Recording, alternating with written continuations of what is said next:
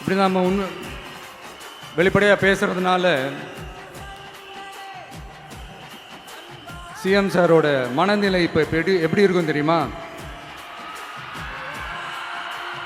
ஏற்கனவே கட்சிக்காரங்க தொல்லை தாங்க முடியல, தூங்க விட மாட்டேறாங்க. இந்த விஜயம் வந்து தூங்க விட மாட்டான். நம்ம பாட்டுக்கு ஹைவேல சைக்கிள்ல சோலாவா போலான்னு நினைச்சோம்.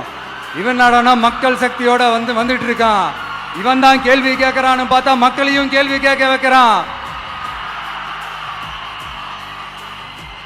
1000 ரூபாய் கொடுத்துட்டு இருந்தோம், 5000 ரூபாய் கொடுத்து ஏமாத்தலான்னு பார்த்தா அதையும் கேள்வி கேட்க வைக்கிறான். விசில் சத்தம் வேற விண்ண முட்டுது. கூட்டணி கட்சிகள் தொல்லை வேற தாங்க முடியல. இவன் பண்ற பிரச்சாரத்தையாத்த முடக்கலான்னு பார்த்தா அப்பவும் மக்கள் அவன் பின்னாடி தான் நிக்கிறாங்க.